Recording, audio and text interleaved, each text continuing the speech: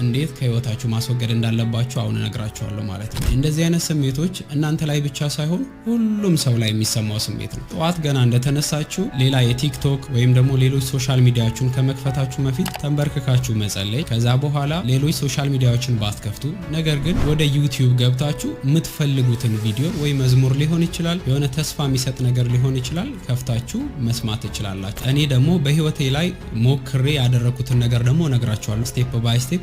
ወደ 8 ስቴፖች አሉ። መጨረሻ ላይ ደግሞ አንድ አሪፍ ቲፕ ጨምርላችኋለሁ ማለት ነው። እነሱን ተከታተሉ። የመጀመሪያው እኔ በጣም ተስፋ ስቆርጥ ወይም ደግሞ ወደ ድብርት ውስጥ ስገባ በፊት ሳደርገው የነበረው የመጀመሪያው አካባቢን ማጽዳት ነው። አካባቢ ማጽዳት ማለት ሞር ቤቴን ማጽዳት፣ ልብሴን ማጠብ ማለት ሙሉ ነገር የምኖርበት ስፔስ በጣም ፒውር ነው ማድረገው ማለት ነው። ቀድሜ እሱን ነው ማጸዳው። የሆነ ነገር ከቆሸሸ ወይ ልብሴ ከቆሸሸ ወይ የሆነ ነገር ከቆሸሸ በጣም አእምሮዬ ላይ የሆነ ጭንቀት የሆነ ድብርት ስለሚፈጥርብኝ ያለውበት አካባቢ በጣም ንጹህ እንዲሆን እፈልጋለሁ ማለት ነው። ጠዋት እነሳለሁ፣ ቅድሚያ ያለውበትን አካባቢ በሙሉ አጸዳለሁ። መቀየር ያለብኝ ስፔስ ካለ ወንበሮቼን፣ ማጽዳት ያለብኝ ነገር የመጽሐፍ መደርደሪያዎችን ስፔስ መቀየር ካለብኝ ሙሉ ቀያይሬ ሙሉ ቤቴን ማጽዳት፣ ልብሴን ማጽዳት፣ ሻወር መውሰድ፣ በቃ ሙሉ ነገር ጽድት ማድረግ እወዳለሁ። የመጀመሪያ ማደርገው ስቴፕ ይሄኛው ነው። ሁለተኛ መደበኛ የሆነ የእንቅልፍ ጊዜ ሊኖራችሁ ይገባል። መደበኛ የሆነ ለምሳሌ 8 ሰዓት መተኛት አለባችሁ። የኔ አሁን መርህ አለ። 3 ሰዓት ከተኛው ሌሊት 10 ሰዓት መነሳት አለብኝ። 4 ሰዓት ከተኛው ሌሊት 11 ሰዓት መነሳት አለብኝ።